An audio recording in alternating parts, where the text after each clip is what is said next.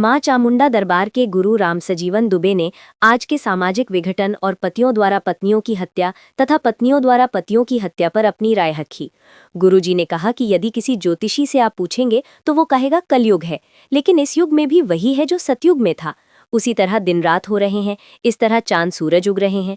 आज की दैनिक क्रियाएं भोग और संभोग हो गई हैं। हमारी प्रकृति ऐसी बन गई है कि मर्यादा नहीं बची है। बहन जी लोग की सास ससुर के सामने ही पति से कह देती हैं कि चलो सोने का समय हो गया है। हमारी जमाने में कभी ऐसा नहीं होता था। जब तुम अपनी माँ के नहीं हुए तो बच्चे की माँ कैसे तुम्हारी हो गई? पत्नी को सिर पर चढ़ा लेना कि मैं तुम्हारे लिए चांद तारे तोड़ लाऊंगा, चढ़ाया तुमने तो सजा भी तुम्हें ही भुगतनी पड़ेगी। चीज़ आजकल देखा जा रहा, खास तौर पर साल भर के अंदर कितने पतियों का पत्नियों द्वारा हत्याएं की गई, कितनी पतियों द्वारा पत्नियों की हत्याएं की गई। ये क्या, किस तरह का समाज किस ओर जा रहा है, क्या कहेंगे आपका?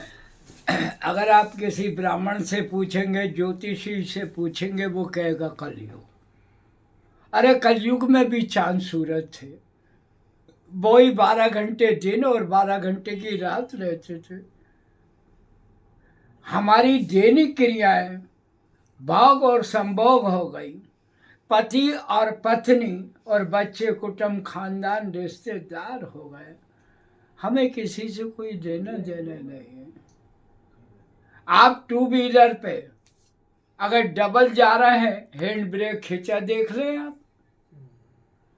फिर हमसे कहा कि ओ भाई बाबा, बुढ़ापे में कहीं टू व्हीलर में हैंड ब्रेक होता है?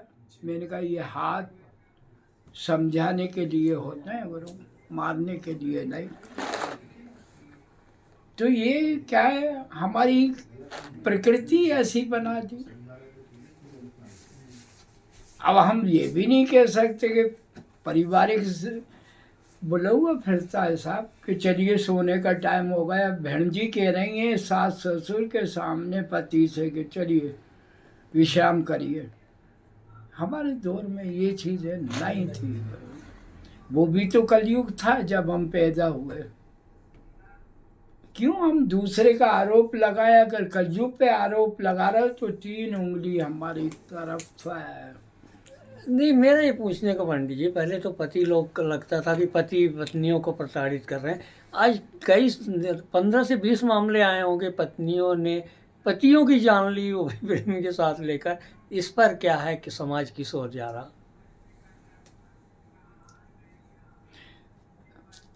एक बात मैं स्पष्ट कहना चाहता हूँ, जैसे रिसर्च के अंदर जो होता है ना, वो खोज करता है, हर चीज़ पे खोज करता है। तो मैंने भी इस पे खोज की है कि जब तुम्हारी माँ के नहीं हुए तो बच्चे की माँ तुम्हारी कैसे हो जाएगी?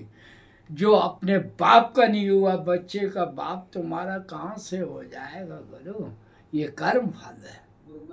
जो कर्म कर रहा है उसके परिणाम है। सर पे चढ़ा दिया, तेरे लिए चांद तारे तोड़ लाऊंगा। यार वो क्या बोलते हैं, इलास्टिक इसलिए चला कि नाड़े नहीं टूटते थे हम लोगों से। हाँ, मोगरी की मार कपड़े धोने में नाड़े टूट जाते थे, घिस जाते थे। तो ये दादा युग है। पूछो तो क्यों? झाड़ू वाली बाई, गुड मॉर्निंग कर रहा हूँ मैं सुबह ही सुबह, झाड़ू वाली बाई, हेलो। पोछे वाली बाई भी वही हो गई, कपड़े धोने वाली बाई, प्रेस भी वही करेगी।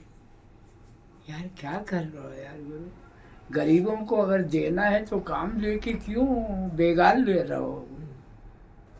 क्या देते हो? 600 1000 रुपये, किसी की 3000 तनख्वाह नहीं है।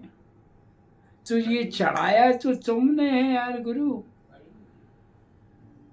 उसकी सजा भी तुम्हें मिलना चाहिए। अगर हम चढ़ गए तो हम भी वध करने पे आ गए। अब इसको जो है, कई लोग कहते हैं साहब वो तो लिखा हुआ था हत्या होना।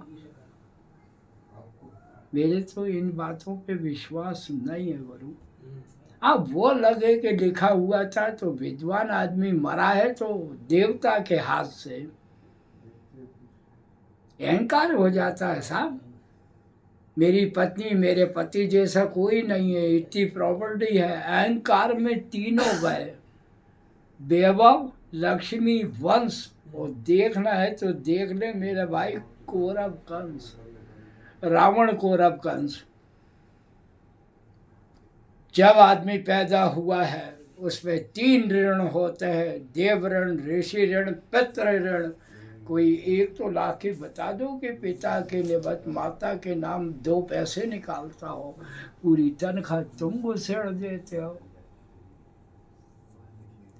पहले महिला को देते ही नहीं थे, रकम निकलती थी, चांदी सोना, बुला देते थे कि यार ये पैसा लेती नहीं, कि मैं क्या करूँगी, मुझे कौन सा मायके ले जाना। अभी वही शब्द है, मैं कौन से मायके भेज देती हूँ भाई, तू देता तेरे बच्चों में खर्च कर रही हूँ। ये कभी नहीं होगा। लड़ाई में विवेक हट जाता है, युद्ध में विवेक नहीं रहता। कि अपने बच्चों पे कर रही हूँ, वो कहेगी तुम्हारे बच्चों को पे कर रही हूँ, कौन से मैं अपने लिए खरीद रही हूँ। दुनिया की औरतें गोल्ड का मंगलसूत्र पहने हैं, यार हम तो नकली पहने हुए हैं। तो मैंने कहा कि भेड़ जी, नकली के चक्कर में असली घट जाती है। तो ये है यार गुरु। चलिए बढ़िया।